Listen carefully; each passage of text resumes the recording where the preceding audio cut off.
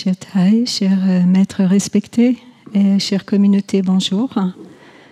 Aujourd'hui, nous sommes le 4 janvier de l'an 2024 et nous sommes dans la salle de l'eau tranquille au hameau du Haut.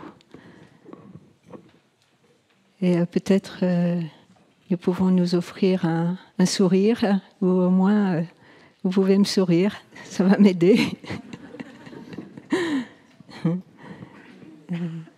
Un jour, j'ai eu un enseignant qui demandait qu'est-ce qui fait sourire le Bouddha? Qu'est-ce qui fait sourire le Bouddha? Je vois dans la salle pas mal de Bouddhas. En fait, c'est l'expérience vécue. Enfin, dans chacun d'entre nous, il y a la nature de Bouddha, une nature d'éveil. Et donc, voilà. Si nous sourions, le Bouddha sourit. Ce matin, la nature nous offrait et nous offre toute sa beauté. J'habite au hameau du Bas et j'aime beaucoup marcher pour venir ici au hameau du Haut. Et ce matin, j'avais besoin de prendre du temps pour respirer, sachant que j'allais m'asseoir ici, sur ce podium. Donc, j'ai fait des pas en pleine conscience et j'ai marché doucement. Et je suis partie, il y avait encore du brouillard. Et petit à petit, le brouillard s'éloignait. On pouvait voir le ciel bleu, encore la lune aussi. Mais tout de même, le château, qui est en contrebas, sur une colline, était encore dans le brouillard, on ne pouvait pas le voir. Donc c'est un peu comme ça aussi dans notre esprit. Souvent, enfin je ne sais pas pour vous, mais moi ça m'arrive, je me trouve dans le brouillard, un brouillard qui est peut-être un peu dense, ou alors mais qui s'ouvre et qui me permet, et grâce à la pratique, cela me permet de voir les choses se manifester. Donc nous sommes dans ce qu'on appelle une nouvelle année. Il y a quelque temps, notre maître nous avait donné une phrase « Année nouvelle, je me renouvelle ».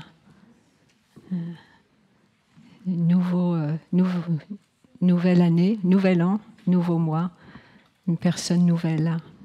Donc nous pouvons nous demander qu'est-ce que j'ai appris de l'année 2023 ? Quelles expériences j'ai vécues en 2023 ? Qu'est-ce que j'ai vécu et est-ce que j'ai appris de ma vie ? Est-ce que j'ai appris de ces expériences ? C'est si vous avez déjà randonné en montagne, quand on monte et puis on se retourne et on peut voir la perspective, on peut voir toute la vallée, tout ce qui se découvre devant nous. Donc là, c'est se retourner et regarder 2023. Qu'est-ce qui s'est passé pendant cette année 2023 ? Donc ce que j'aimerais que l'on fasse, c'est que on va prendre 5 minutes en silence. Et mon frère regardera son horloge et on peut fermer nos yeux et puis contempler. Qu'est-ce qui s'est passé dans ma vie toute cette année 2023 ? Qu'est-ce que j'ai appris ? Peut-être il y a eu des moments de paix, de beauté, de chagrin, de désespoir. Juste regarder. Donc on ferme les yeux et en suivant notre respiration, simplement regarder.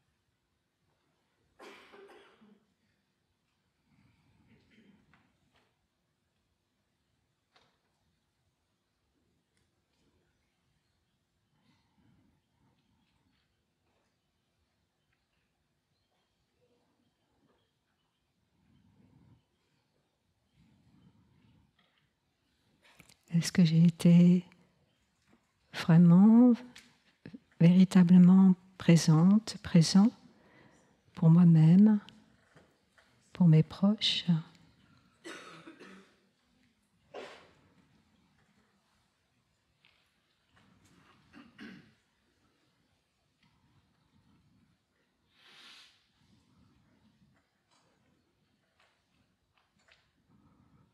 Est-ce que j'ai vécu d'une façon qui m'a permis de me sentir vivante, vivant, et qui est en accord avec ce que je souhaite profondément vivre?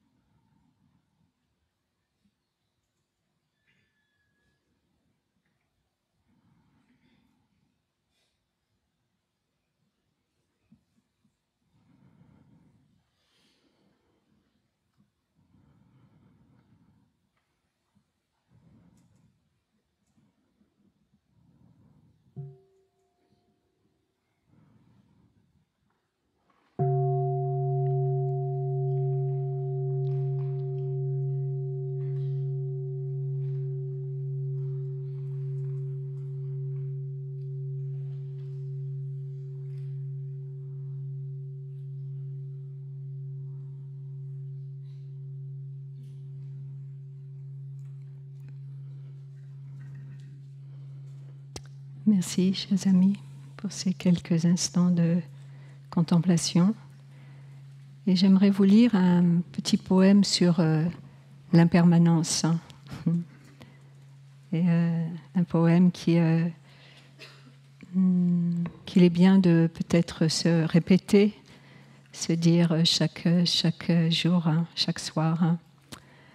Donc le jour touche à sa fin, notre vie s'enfuit. Regardons profondément. Qu'avons-nous fait de tout ce temps passé? Chère communauté, avec diligence, consacrons-nous de tout cœur à la méditation. Vivons pleinement chaque instant, comme des personnes libres, conscientes de l'impermanence. Ne laissons pas nos jours s'écouler dans l'inutilité. C'est un poème très fort. Hein. Qu'est-ce que ça veut dire l'inutilité pour nous? Qu'est-ce que ça veut dire je laisse mes jours s'écouler? Bien sûr, nous, dans l'enseignement du Bouddha, l'inutilité, ce serait la recherche des biens matériels, de la richesse, chercher la renommée, chercher le pouvoir ou se perdre dans les désirs sensuels. Et est-ce que ça nous apporte du bonheur? Est-ce qu'on se sent vraiment vivant quand on est dans cette recherche? Et en fait, on s'aperçoit que c'est assez inutile. Et l'impermanence, hein, tout est tout le temps dans une danse, hein, un mouvement de transformation. Donc rien n'est fixe. Si vous avez regardé pendant ces quelques minutes de contemplation, vous avez pu voir, j'espère, tellement de moments différents. Moi-même, il y a eu des moments de grand chagrin à la perte, la mort d'êtres chers, hein, des morts tragiques ou des morts subites. Aussi des moments de joie profonde, car j'ai pu aller me ressourcer dans la montagne, dans un endroit que j'aime beaucoup. Et j'ai pu aller me ressourcer en étant seule dans une petite cabine. La solitude, le silence, et aussi beaucoup de tristesse et de désespoir parfois aussi de voir tout ce qui se passe dans notre monde avec les guerres, les violences, la destruction de notre magnifique planète. Donc tout ça, cette année, beaucoup de choses qui étaient là. Donc avec diligence. La diligence, c'est l'effort juste, c'est-à-dire qu'est-ce que je nourris en moi? Est-ce que je suis vraiment présente et est-ce que je suis consciente de qu'est-ce que l'on amène comme nourriture, hein? Nourriture comestible, la nourriture par nos sens, hein? Nourriture aussi par notre désir profond, qu'on nomme la volition, et puis par la conscience collective, hein, ou individuelle. Donc, vivons pleinement chaque instant. Comment pouvons-nous le faire, hein? Alors, j'espère que cette semaine que vous venez de passer ici, ou 2 semaines, ou plus longtemps, les amis qui sont là pour la retraite de 3 mois, donc c'est apprendre à vivre pleinement chaque instant, d'être vraiment présent pour la vie, d'être là.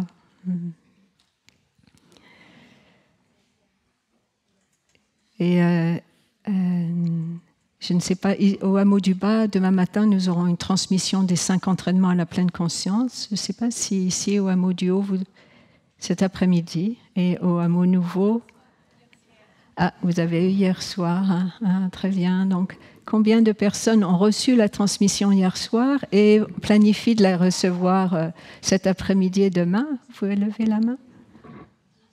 Magnifique, très bien. Et je sais que beaucoup d'entre vous avaient déjà reçu cette transmission et cette aspiration de marcher sur ce magnifique chemin. Les 5 entraînements à la pleine conscience sont vraiment des guides, des marques sur le chemin pour nous dire si tu vas dans cette direction, ça va aller. Mais bon, si tu veux, tu peux aller dans une autre direction et tu peux faire l'expérience. Hein. Et pour moi, il y a cette image, j'aime beaucoup randonner.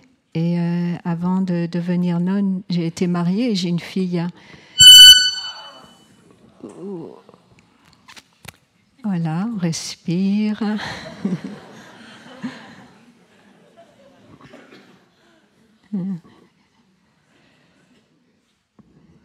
Donc, une fois en randonnée, et on a pris un sentier qui montait assez raide, et il y avait des éboulis. Mais bon, on montait, on était vraiment concentrés dans nos pas avec les sacs à dos. Et il y a un moment, on arrive, c'est un mur, et il est assez humide.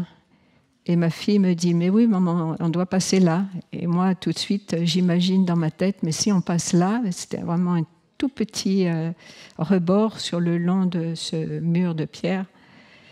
Et tout de suite, je nous vois tomber avec nos sacs. Et puis, ma fille me dit, bon, peut-être il y a un autre chemin. Et moi, donc, tout de suite, je monte pour voir. Enfin, j'essaye de monter pour voir. Hein. Et ma fille, elle me dit, maman, on va juste s'arrêter. On va s'arrêter et respirer. Et puis, après quelques instants de s'être arrêté, de respirer, on dit, peut-être c'est bien de regarder la carte, parce que peut-être qu'on s'est perdu. Et effectivement, nous étions perdus, parce qu'avec les éboulis, on avait perdu le chemin. Et donc, c'est les 5 entraînements à la pleine conscience. Les entraînements à la pleine conscience, ils nous aident, ils nous guident. Et quelquefois, on se perd. Hein, et c'est normal, c'est la vie. Mais la chose, c'est d'apprendre de cette expérience. Hein, apprendre de cette expérience. Hein.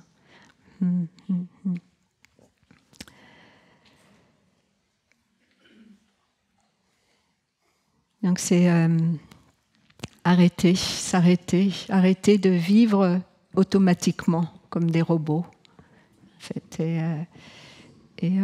si l'on regarde un peu dans notre société actuelle, beaucoup de choses il y a une force qui nous pousse à juste courir, se précipiter de l'avant et complètement vivre dans l'inutilité et dans les distractions en fait, qui nous perdent.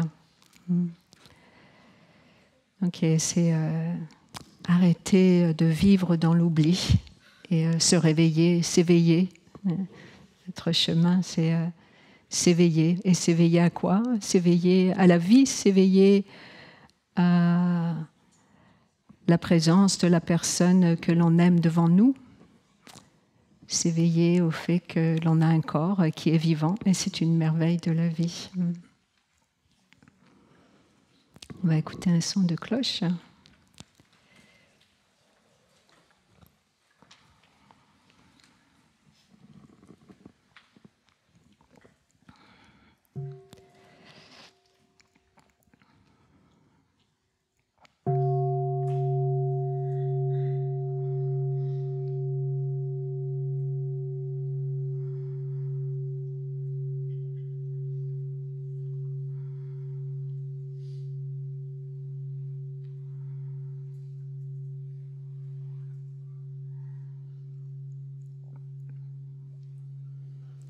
Donc, pendant ce petit temps de contemplation, j'ai posé la question, est-ce que j'ai vraiment été présente pour moi-même durant cette année 2023 ? Est-ce que j'ai été véritablement présente pour mes proches ? Ou bien ai-je été emportée dans plein de différentes activités et j'ai oublié en fait d'être vraiment là, véritablement là ? Et qu'est-ce que c'est d'être véritablement présent ? Qu'est-ce que c'est la véritable présence ? Et peut-être dans votre vie, vous avez eu la chance de rencontrer ou d'être en présence de personnes qui ont... Vous avez vraiment senti qu'ils étaient présents, qu'ils étaient là pour vous. Et ici au village, personnellement, mais pour d'autres frères et sœurs, j'ai eu le grand cadeau d'être en présence de notre maître de taille, qui nous offrait vraiment sa véritable présence. Il était là. Il était là. Les mots sont pas nécessaires, juste la présence, en fait, ce qui est là. Et hier, j'ai une de mes sœurs aînées qui me disait tu sais, les mots, c'est pas très important, parce qu'il y a toujours un petit stress quand même quand on s'assoit sur ce podium, du moins pour moi. Et elle me disait, juste sois en paix et heureuse, ça suffit. Juste sois en paix et heureuse. Hein. Et, ouais. Donc comment être vraiment là.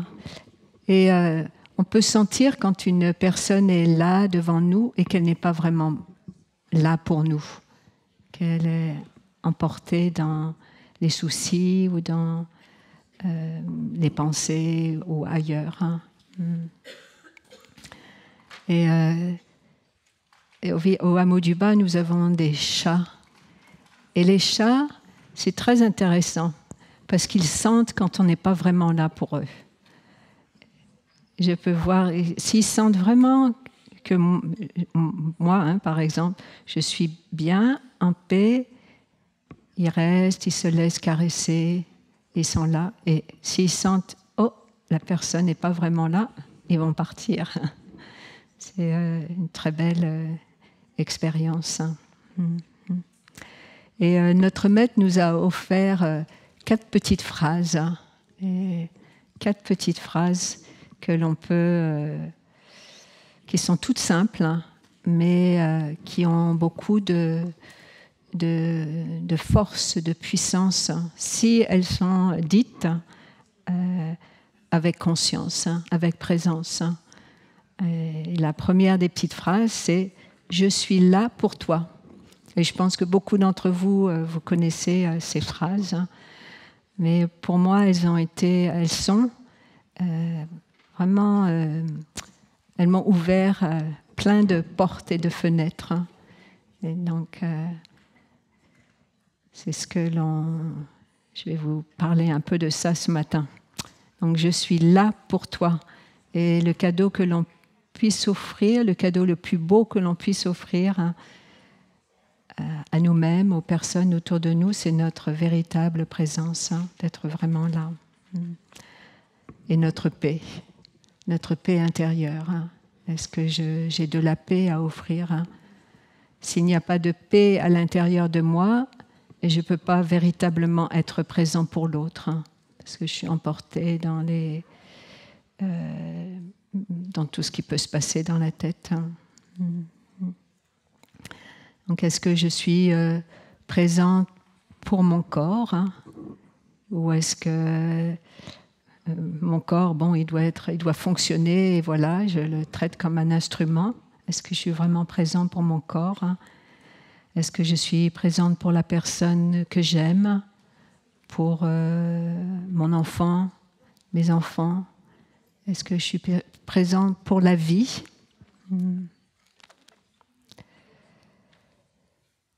Et donc, de pouvoir dire « Je suis là pour toi, mon bien-aimé, ma bien-aimée. Je suis là pour toi, mon enfant. » Donc, comment puis-je cultiver la paix à l'intérieur de moi, la paix intérieure,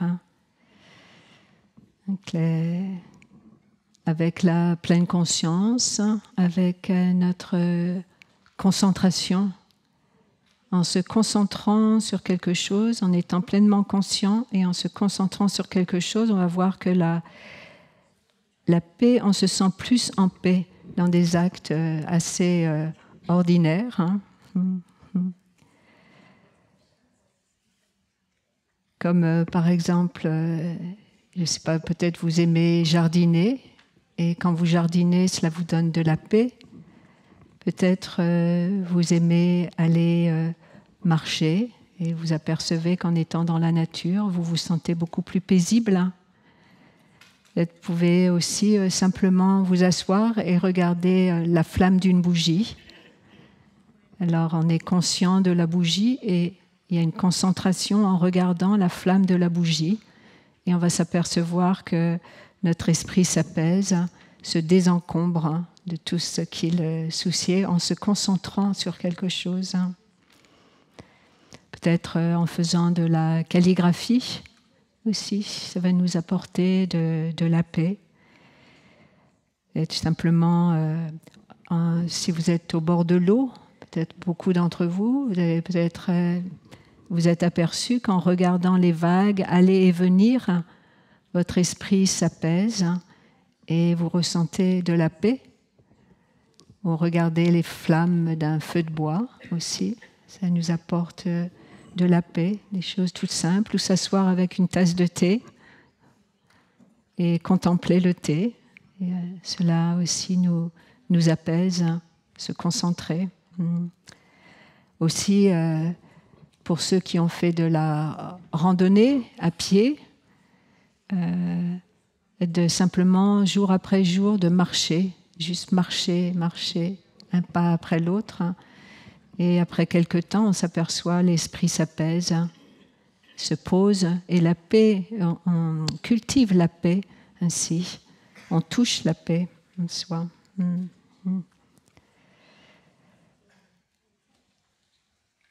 Donc c'est comment puis-je être présente pour moi-même pour pouvoir être présente pour les autres. Et c'est tout cette culture de la paix. On peut se poser la question, où va mon attention la plupart du temps? Où va mon attention la plupart du temps? Peut-être sur notre téléphone, ou peut-être sur les écrans. Pourquoi il y a ce besoin de se distraire? Pourquoi mon attention s'échappe? Donc c'est... Et est-ce que cette activité me rend heureux ou heureuse? Là où je porte mon attention, est-ce que ça me rend heureux? Comment est-ce que je puis apprendre à être vraiment présente? Et pour moi, ce qui m'a beaucoup aidé à apprendre à être présente, c'est me ralentir, faire des pauses, et ce que l'on appelle ici l'arrêt, la pratique de l'arrêt. C'est ce que vous avez fait et expérimenté pendant votre séjour ici, s'arrêter au son de la cloche. Et j'espère que lorsque vous allez rentrer chez vous, vous pouvez télécharger le son de la cloche sur votre téléphone pour vous arrêter à faire pour vous aider à faire des pauses, ou alors de s'habituer aussi à s'arrêter à n'importe quel moment de notre journée, faire juste des petites pauses qui vont transformer notre vie, qui vont, comme le brouillard dont je parlais, et avec les pauses, le brouillard de notre esprit va se dissiper au lieu de foncer et de vivre dans l'inutilité. Mais je fais une pause, je reviens à mon corps grâce à la respiration consciente. Je respire et je vais voir avec beaucoup plus de clarté ce qui est là devant moi. Je vais voir, oh, mais il y a mon bien-aimé qui est là, oh, ma bien-aimée qui est là. Et elle est très précieuse, cette personne. Et aussi être là pour la terre-mère, et voir que sa beauté, reconnaître aussi combien elle est précieuse. Donc faire une pause, je respire, faire des pauses, des moments, on pourrait dire des pauses sacrées aussi. Et c'est facile de s'arrêter aussi. Il y a plein de moments où peut-être on se trouve dans une file d'attente. Quand vous retournez chez vous, dans la ville aussi, il y a les feux rouges, il y a les files d'attente si on va à la poste, à la banque. Mais là, vous avez pu profiter aussi d'être dans des files d'attente quand vous attendiez pour aller à la toilette, à la douche ou pour manger.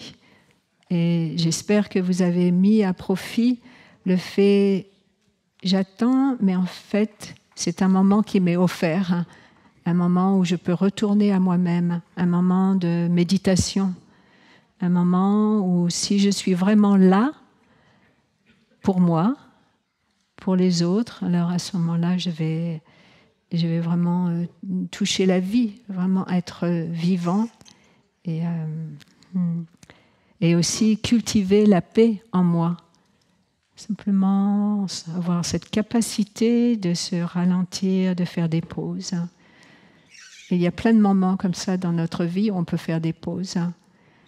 Quand vous marchez, même dans la rue ou dans un parc, n'importe où, écoutez les oiseaux. Souvent, on est tellement pris dans notre tête qu'on n'entend pas les oiseaux. On n'entend pas les oiseaux. Donc, posez-vous la question, est-ce que j'entends les oiseaux? Et souvent, et donc c'est les oiseaux, ils vous disent hey, coucou, je suis là. Et je suis là pour toi, ils nous disent les oiseaux. Et nous, est-ce que nous sommes là pour les oiseaux? Donc notre véritable présence, je suis là pour toi. Donc je suis là pour toi, mon bien-aimé. Et peut-être observez-vous quand votre bien-aimé est là ou votre enfant et votre enfant vous pose une question ou votre bien-aimé dit oh, j'aimerais te dire quelque chose, ou la personne commence à dire quelque chose, hein. Mais peut-être on est pris dans notre téléphone ou sur le clavier et on continue, oui, tu me disais quelque chose, oui. Et c'est un peu triste hein, de voir beaucoup dans les trains ou même dans la rue, et vous voyez les personnes avec le téléphone et pas du tout ensemble. Moi, je vois personnellement quelque chose, parce que bon, je suis une vieille génération. Et maintenant, dans notre hameau, on communique avec les téléphones. Quelquefois, ma sœur est dans la pièce à côté et elle va m'envoyer un message. Et c'est une réalité, hein. Nous aussi, on est pris hein, dans ça en tant que monastique. Hein. C'est pratique, ça va vite. Et, mais bon, des fois, on se dit, après 2 ou 3 messages comme ça, dernièrement, il y a ma sœur, une de mes sœurs monastiques, qui est venue me voir en disant « Oh, mais c'est mieux si on s'assoit l'une avec l'autre. » Effectivement, c'est vraiment être présente pour l'une l'autre, hein. Être vraiment là, vraiment là. Donc c'est apprendre à écouter l'autre, mais écouter aussi la présence de l'autre. Qu'est-ce que l'autre me dit juste par sa façon, sa présence, sa façon d'être. Et souvent, la personne peut-être souffre, n'est pas bien. Et simplement en écoutant sa voix ou juste sentir, et on peut voir que la personne, en fait, a besoin de notre présence. Donc, c'est apprendre à écouter et pour pouvoir comprendre et se donner le temps de comprendre. Une chose aussi, c'est quand vous... peut-être que je vous invite à faire, si vous êtes très occupé et quand vous rentrez du travail, de prendre une pause avant de rentrer chez vous avec votre famille ou avec votre conjoint. Juste prendre une pause à la porte, respirer pour faire une transition entre votre occupation, votre travail, et je m'arrête, je fais une pause pour vraiment être là pour la personne que j'aime, pour mon enfant, mon ami, être vraiment là. Et même pour nous-mêmes, on peut faire une pause avant. Okay, j'ai besoin de m'arrêter. Je fais une pause, je reviens à ma respiration. Et c'est pourquoi faire ça? Pour se vider la tête, se désencombrer la tête de nos soucis, de ce qui a pu se passer. Ce qui a pu se passer pendant la journée ou les quelques heures qui ont passé. Donc c'est restaurer un calme, restaurer la fraîcheur en nous.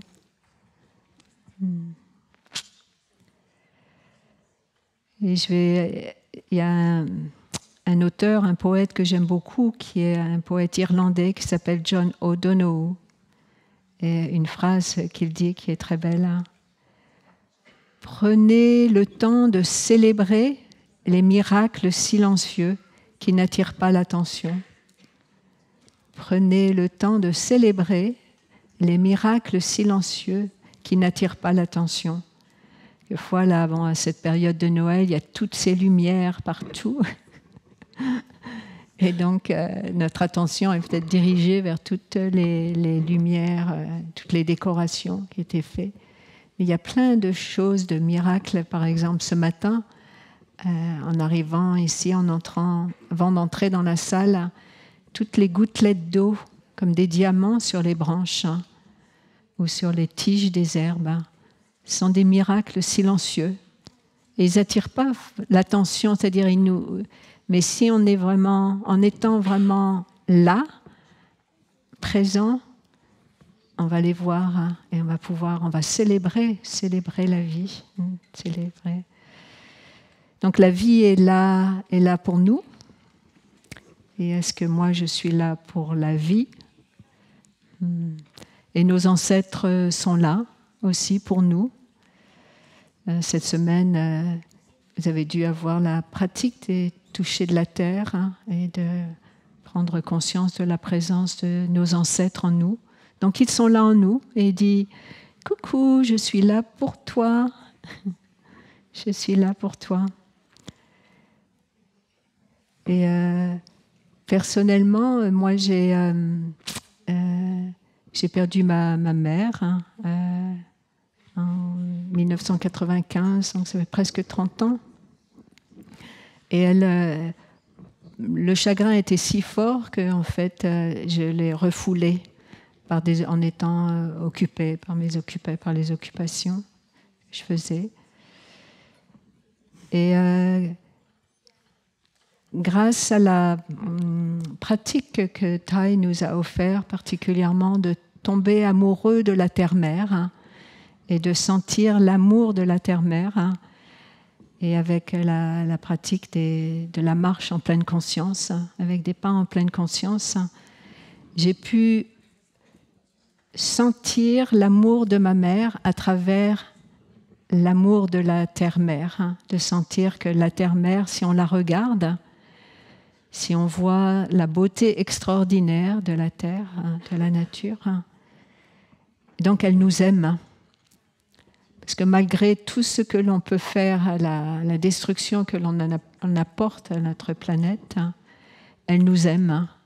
Si vous regardez les paysages extraordinaires, et donc en sachant que la Terre, enfin pour moi c'est mon expérience, qu'elle m'aime, qu'elle nous aime, qu'elle m'aime, donc j'ai pu dire, si elle m'aime, donc ma mère à travers elle, elle m'aime aussi. Je peux sentir son amour à travers la terre-mère. Donc, quand un vent frais, le soleil, les fleurs, je peux sentir ma mère me dire « Je suis là pour toi ». Et c'est merveilleux. C'est quelque chose qui me touche beaucoup. Maman, je sais que tu es là. Elle me dit, je suis là pour toi, mon enfant. Et aussi, en chacun de nous, il y a un enfant, notre enfant intérieur, une partie de nous, un enfant qui a peut-être été blessé. Et il nous dit, je suis là, est-ce que tu es là pour moi? Est-ce que tu es là? Et il nous tire sur notre vêtement. Un enfant, quand ça veut nous parler et qu'on n'est pas très présent pour eux, il nous tire. Il dit « Maman ou papa ?» Et donc, est-ce que je suis là? Comment prendre soin? Donc, c'est qu'est-ce qui est essentiel à ma vie? Donc, je chéris les jours qui me restent à vivre. J'ai ça sur mon bureau, enfin, à côté de mon bureau, j'aime bien avoir des phrases qui me ramènent, qui m'inspirent. Et il y a une phrase qui est écrite et qui dit « Je chéris les jours qui me restent à vivre. Ils sont si précieux. Je fais le vœu de ne pas les gaspiller. » Donc je fais le vœu de ne pas les gaspiller. On va écouter un son de cloche On va être là pour le son de la cloche, hein, la cloche qui nous ramène, hein, qui nous dit, voilà, nous on dit la voix du Bouddha. Je suis là. Est-ce que je suis là pour le son de la cloche?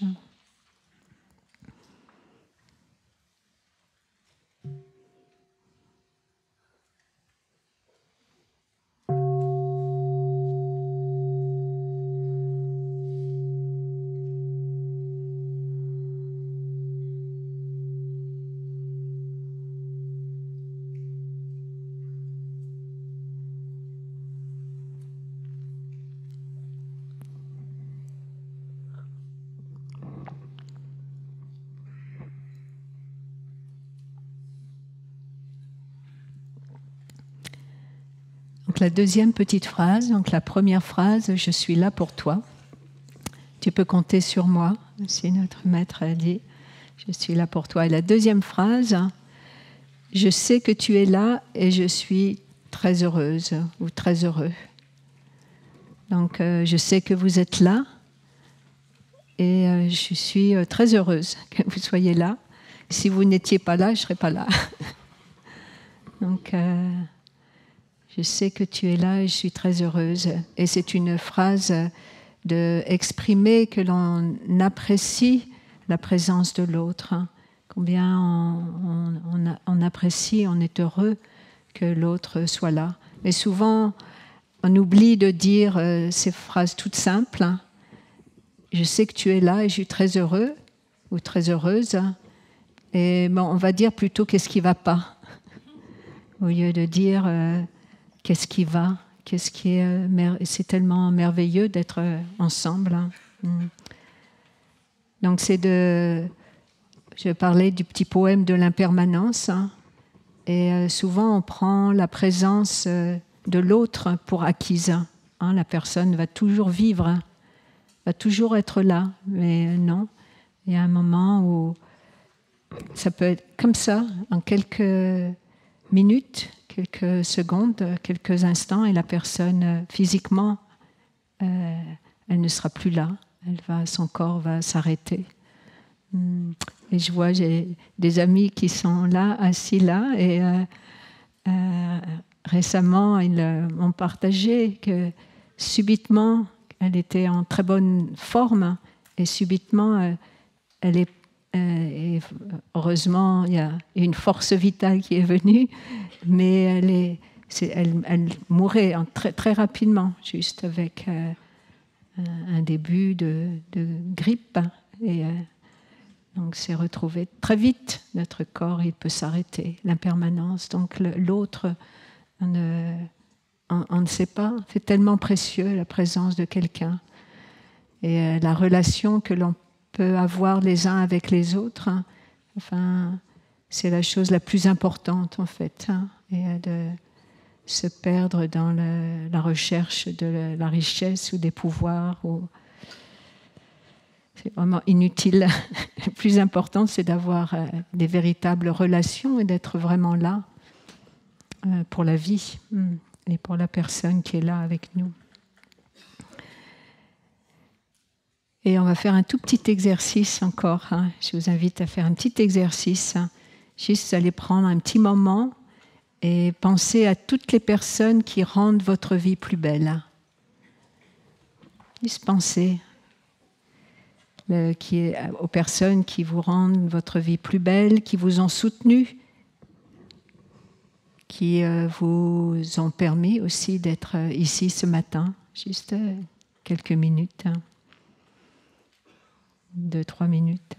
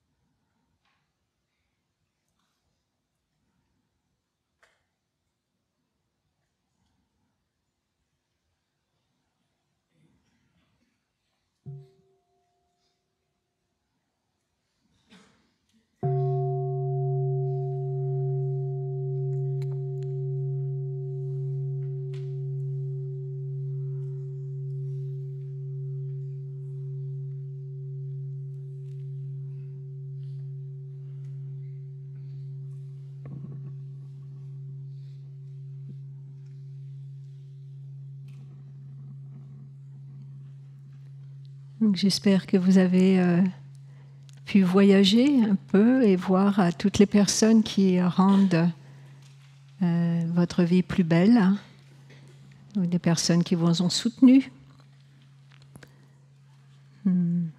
Personnellement, moi je sais que, bien sûr, notre maître ou différents maîtres que j'ai eus m'ont rendu ma vie plus belle. Mais aussi, il y a des choses aussi toutes simples. La communauté dans laquelle je vis rend ma vie plus belle. Mais aussi les personnes qui ont construit cette salle, qui nous permettent d'être ici aussi, ça rend notre vie plus belle. Les personnes qui ont fabriqué nos vêtements, ça nous permet d'être au chaud. Les fermiers aussi qui font pousser toute la nourriture et les personnes qui nous permettent d'avoir à manger nous rendent la vie plus belle. Hein. Aussi, la salle ici est chauffée. Les personnes qui ont conçu le chauffage nous rendent la vie plus belle. Hein. Des choses toutes simples aussi si vous vivez dans la ville ou même dans la campagne, les personnes qui ramassent nos poubelles nous rendent la vie plus belle. Les personnes qui balayent les rues, si nous vivons dans la ville, elles nous rendent la vie plus belle. Et est-ce qu'on est conscient de cela?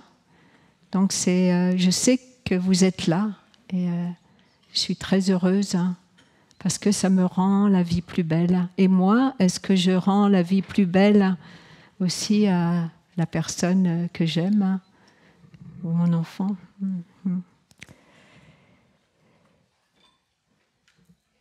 Et la nature, elle est là pour nous. Et est-ce que nous pouvons dire à la nature, je sais que tu es là, chère terre-mère, et je suis très heureuse. Et donc, en voyant sa présence, je vais prendre soin d'elle. Et il y a un autre écrivain que j'aime bien aussi, c'est David Thoreau. Et il écrit « La nature, à chaque instant, s'occupe de votre bien-être. Elle n'a pas d'autre fin, ne lui résistez pas. » Je vais répéter. La nature, à chaque instant, s'occupe de notre bien-être. Elle n'a pas d'autre fin. Ne lui résistez pas. Juste lâchez prise. Laissez-vous aller. Allongez-vous sur la terre. Allez marcher. Écoutez les oiseaux. Et s'asseoir dans la nature sans rien faire. Et souvent, quand on fait des marches méditatives ensemble, on s'arrête à des moments. Bon, en ce moment, c'est assez boueux, alors c'est un peu difficile de s'asseoir par terre. Bien, on peut s'asseoir sur un banc. Et juste, on est là et on regarde, on se laisse imprégner par la beauté de la nature. Vous avez expérimenté ça cette semaine, en étant là? Oui. Moi, c'est quelque chose au tout début que je suis venue au village. Et quand on faisait des marches méditatives avec Thaï, et on marchait, puis on s'asseyait, tous ensemble, autour de Thaï. Et moi, j'attendais quelque chose, que Thaï fasse quelque chose. Donc, il y avait une attente en moi. Et puis, en fait, Thaï était juste là, regarder où il y avait des enfants, jouer avec les enfants. Simplement être là. Présent, tout simplement. Si simple, hein. C'est si simple. Hein. Mais on complique tellement les choses avec notre tête, on cherche quelque chose au lieu d'être, s'ouvrir et être vraiment là. Donc la nature est là. Et notre cerveau a besoin de la nature pour se ressourcer. Et personnellement, comme je vous ai dit au début, moi l'année 2023, j'ai eu la chance de pouvoir partir comme ça quelques mois pour me ressourcer dans la nature. Donc elle nous ressource et elle infuse en nous son énergie. La nature, elle va nous offrir son énergie. Donc on va en forêt, on va dans la nature, dans la campagne, et on va sentir, ça nous réénergise, ça nous donne, il se passe quelque chose d'unique au contact de la nature. Et donc quand on va aussi dans la nature, dans la forêt, ça va momentanément, toutes nos préoccupations, nos conflits intérieurs, ils vont s'apaiser et un peu rester sur le côté. Donc ça va construire de la paix. Donc, juste en regardant les arbres, en regardant le mouvement du vent dans les feuilles, tout simplement en observant aussi. Et la nature aussi, une chose qui est très bien, parce que je ne sais pas si vous avez, si vous ruminez vos pensées, est-ce que... Oui, je vois des têtes. C'est une capacité que l'on a de la rumination ou la cogitation, sans arrêt de ruminer des pensées, puis essayer de trouver des solutions à ceci, à cela, à ce problème, et qu'est-ce que je vais faire. Et donc, c'est une tendance à ressasser sans arrêt des pensées aussi. Et souvent, ce que l'on ressasse sont des pensées négatives, des pensées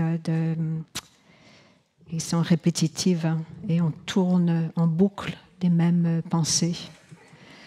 Donc, et les scènes de la nature, et je pense que cette semaine, vous avez dû expérimenter, ressentir cela.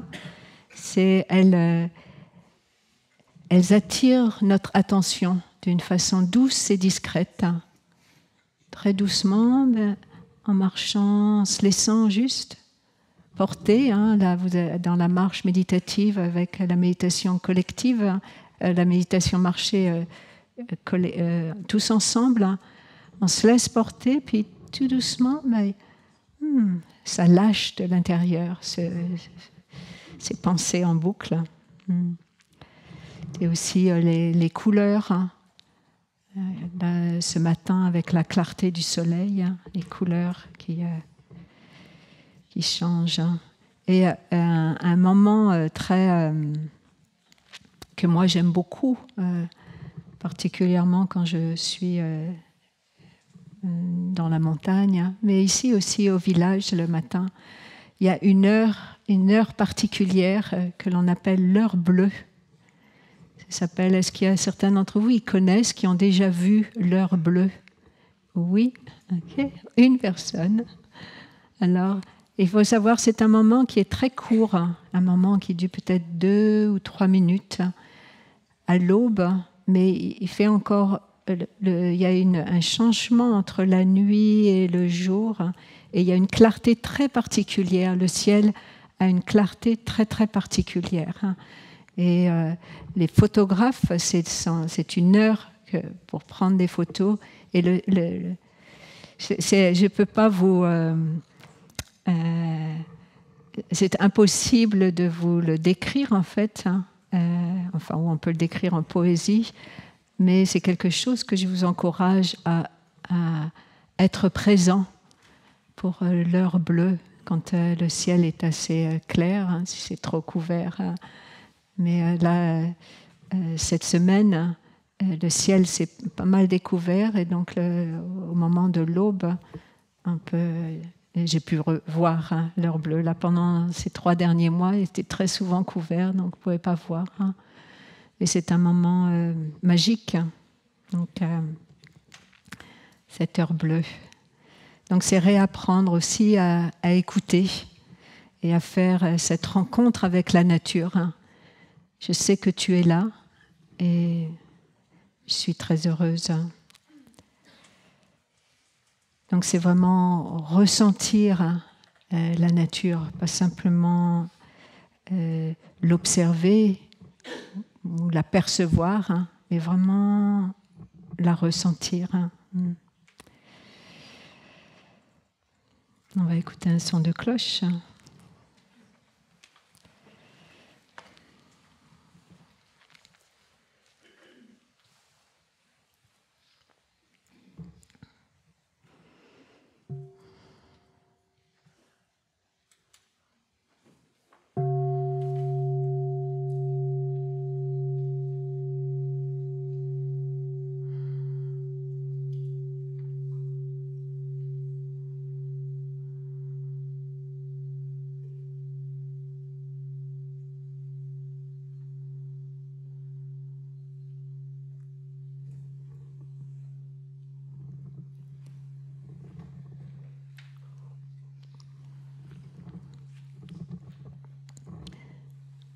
Donc la troisième phrase, donc première phrase, je suis là pour toi, vraiment établir sa présence.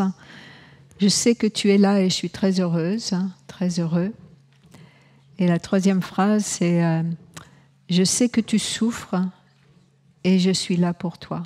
De pouvoir dire à notre bien-aimé, de sentir, de voir que la personne souffre et d'être vraiment là pour la personne.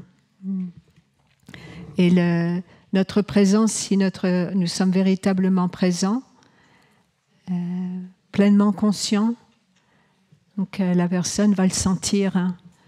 Elle va sentir que l'on est vraiment là et non pas juste par des mots, mais c'est plutôt notre présence. La personne va véritablement sentir. Hein. Et peut-être que la souffrance de l'autre nous fait peur, hein, et que c'est difficile pour nous d'être présents, que de voir que notre bien-aimé souffre. Hein. Donc c'est que la souffrance de l'autre nous reconnecte avec notre propre souffrance, hein, nos propres difficultés. Donc pour pouvoir aimer, nous avons besoin de comprendre, nous avons besoin de comprendre, se comprendre soi-même, comprendre l'autre. Et comprendre la souffrance aussi de nos ancêtres.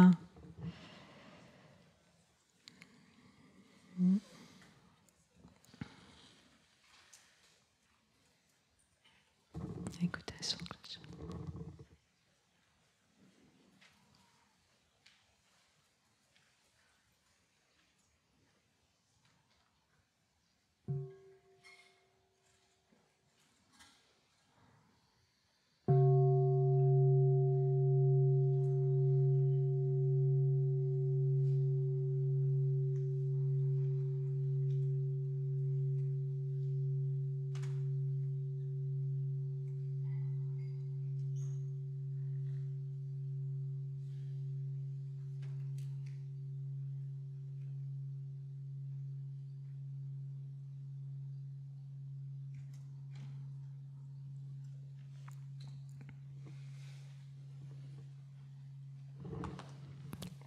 Et pour pouvoir comprendre, pour pouvoir l'autre comprendre sa souffrance, on a besoin d'avoir de l'espace en nous-mêmes. Hein.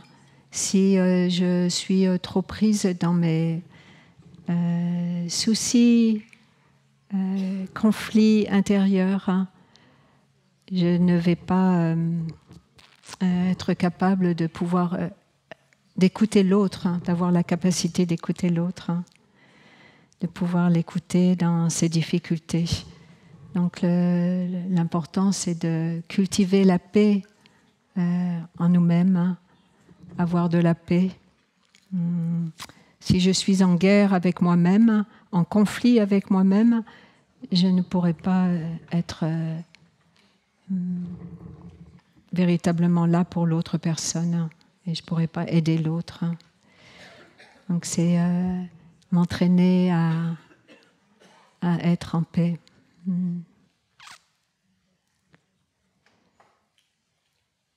Cultiver la paix. cultiver la compassion et la paix.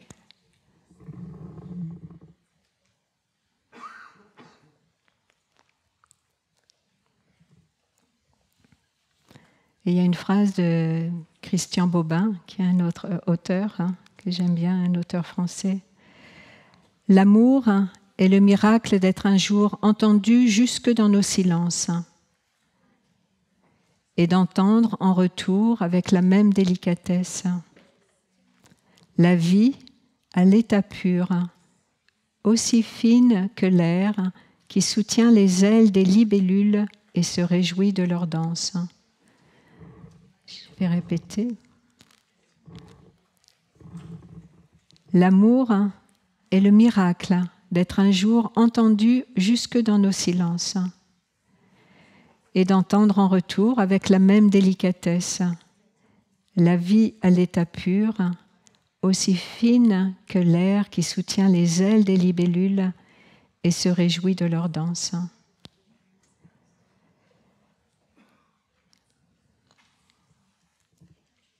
Et aussi une autre phrase de Rumi, un poète persan du XIIe siècle. Plus vous êtes silencieux, plus vous êtes capable d'entendre. Plus vous êtes silencieux, plus vous êtes capable d'entendre. Donc c'est dans notre silence, mais c'est surtout le silence intérieur. Souvent, notre véritable présence, c'est d'avoir un silence intérieur pour être ouvert, pour pouvoir véritablement écouter l'autre, écouter notre propre souffrance, écouter notre enfant intérieur qui nous parle, écouter nos ancêtres, écouter la souffrance du monde, être là. Et de voir que mon bonheur, c'est le bonheur de l'autre. Le bonheur de l'autre, c'est mon propre bonheur. Et aussi ma souffrance, c'est la souffrance de l'autre. Et en ce moment, en voyant toute la souffrance qu'il y a dans le monde, on peut voir combien aussi ça nous affecte et ne pas se laisser emporter par les distractions, mais d'être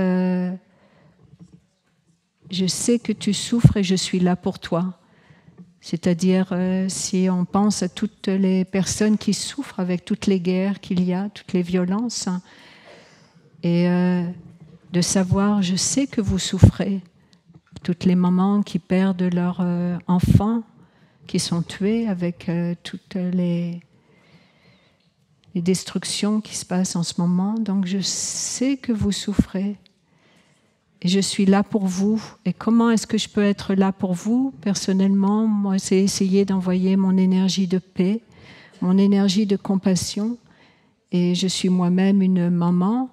Donc je sais combien les mamans ou les papas qui perdent leur enfant ou leur bien-aimé par des actes brutaux, je sais que vous souffrez. Donc c'est de ne pas être indifférent et ignorer. Et la souffrance, c'est aussi ma propre souffrance. Donc c'est d'envoyer, de cultiver la paix, de cultiver la compassion, d'ouvrir mon cœur, d'ouvrir votre cœur et de ne pas ignorer. Est-ce que aussi dans notre vie, il y a beaucoup la tendance de mettre de côté et d'ignorer, c'est tellement facile, et beaucoup les réseaux sociaux, etc. Ils nous aident à simplement ignorer. Mais ce n'est pas possible, parce qu'on le sent profondément dans notre corps, cette souffrance de ce qui se passe en ce moment partout. Donc, qu'est-ce que je peux faire? Donc, c'est de cultiver ma paix, ouvrir mon cœur de compassion. Donc, c'est s'occuper de soi, s'occuper des autres, trouver l'équilibre aussi, savoir se ressourcer, savoir faire des pauses.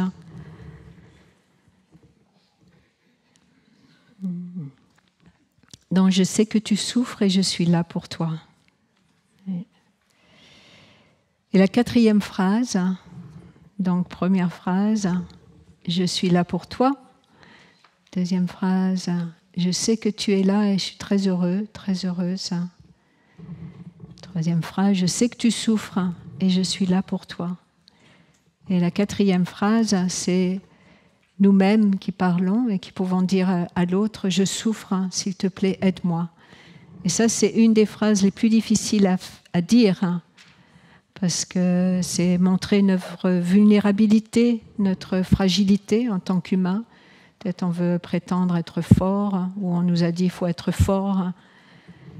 Et en fait, c'est simplement, oui, j'ai du chagrin. Oui, des phrases ce que tu m'as dit, ou de pouvoir dire, ça me fait souffrir, je souffre, et aide-moi. Ça demande beaucoup de courage aussi de pouvoir dire ça. Souvent, moi, quand quelqu'un me disait une phrase, ou me dit une phrase, mais avec la pratique, j'ai changé un peu, j'accepte ma vulnérabilité. Mais avant, j'allais plutôt me réfugier toute seule dans ma chambre et essayer de moi-même retrouver ma force et retrouver mon calme. Mais je vois aussi que d'ouvrir mon cœur et de pouvoir tout simplement montrer ma vulnérabilité, en fait, ça me donne beaucoup de courage. Et il n'y a pas besoin de prétendre d'être autre chose que l'on est. Et simplement être là, en paix. Et je suis heureuse, mais en même temps, je suis malheureuse. Parce que donc, de ne pas prétendre. Et aussi, ne pas devenir une victime de l'autre aussi. De pouvoir voir, oui, je souffre et je vois, s'il te plaît, aide-moi quand sans juger, sans blâmer, mais simplement, peut-être notre enfant intérieur, il est activé, ou l'enfant blessé est activé quand l'autre fait une action, et simplement de pouvoir dire ce qui se passe en nous. Donc il faut du courage pour s'autoriser à ressentir ce que l'on ressent et être avec soi-même.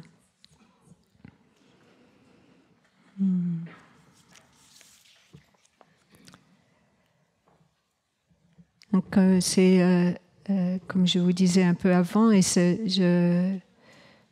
je vois bien que moi je souffre en voyant toute la souffrance du monde en ce moment, toutes les guerres, et je souffre aussi en voyant la destruction de notre planète, de ce que l'on fait à notre terre. Donc c'est aussi alors que j'accepte cette souffrance, que j'accueille mon chagrin, que j'accueille ce qui se passe en moi, ou aussi la colère qui peut être présente quand je vois ce qui se passe, ou que quelqu'un me dit quelque chose qui me blesse. Donc c'est d'accepter, accueillir, j'accueille. Pas, oui, j'ai du chagrin, oui, je suis blessée, oui, j'ai mal, et ça, je laisse traverser en moi, au lieu de refouler. Comme je vous disais, après que j'ai perdu ma mère, pendant de très nombreuses années, j'ai refoulé le chagrin. C'était trop dur, donc je le refoulais. Mais la chose que ça a fait, ça m'a durci dans certains côtés de moi-même. C'était des nœuds à l'intérieur de moi. Et donc, comme une fermeture. Et donc, de pouvoir accueillir et réouvrir avec compassion. Simplement, oui, il y a de la souffrance. Et l'autre, il souffre aussi. Donc, de pouvoir dire, je souffre. C'est s'habituer à fréquenter nos émotions aussi. Il y a un exemple, et j'aime bien Christophe André, et peut-être certains d'entre vous le connaissez. Et il donnait l'exemple avec le vélo et le cheval. Est-ce que vous avez déjà fait du vélo? Oui? Vous faites du vélo? Oui, quand même. Hein. Donc, quand vous faites du vélo, si vous freinez, le vélo va s'arrêter. C'est un objet qui va vous obéir, hein, sauf si les freins sont cassés. Hein, mais bon. Et donc, par exemple, notre colère, hein, ou une émotion forte, et on ne peut pas lui donner l'ordre de s'arrêter. Une émotion forte, elle va nous traverser. Elle va nous traverser. Et on ne peut pas lui dire « arrête-toi ». Non, elle va nous traverser. Et donc, c'est comment... et on ne peut pas dire « ok, allez, il faut déclencher la bienveillance en nous ».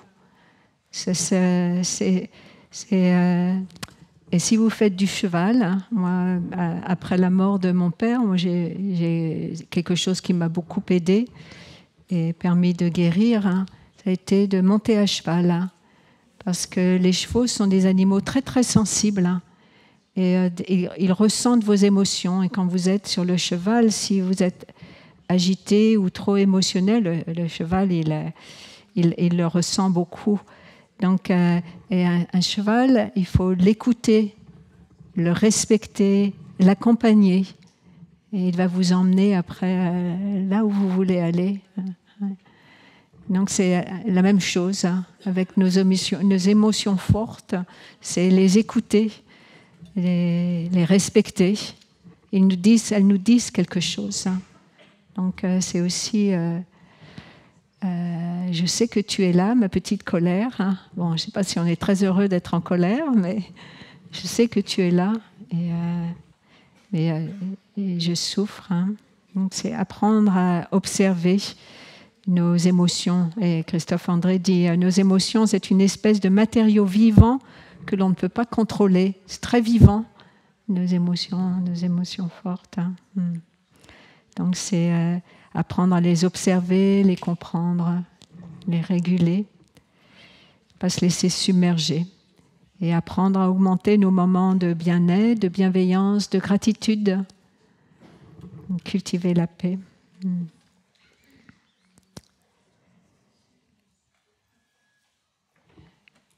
Et une petite phrase qui peut nous aider à aussi devant la souffrance du monde et puis aussi notre propre souffrance. Hein. C'est avant de s'endormir le soir, hein, lorsque avant de dormir, vous êtes couché dans votre lit et prêt à vous endormir, vous pouvez vous dire « En me reposant dans mon lit, je souhaite que tous les êtres vivants soient en sécurité dans leur corps et en paix dans leur esprit. » Donc, vous pouvez vous le dire aussi pour vous-même. Hein. En me reposant dans mon lit, je souhaite que je sois en sécurité dans mon corps et en paix dans mon esprit. Et aussi, je souhaite que tous les êtres vivants soient en sécurité dans leur corps et en paix dans leur esprit.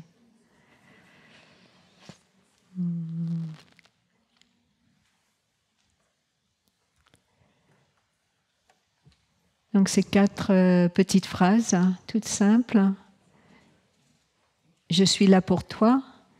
Je sais que tu es là et je suis très heureuse, très heureux. Je sais que tu souffres et je suis là pour toi. Et je souffre, s'il te plaît, aide-moi. Des petites phrases qui vont simplement être vraiment vivantes et avoir une énergie et une force.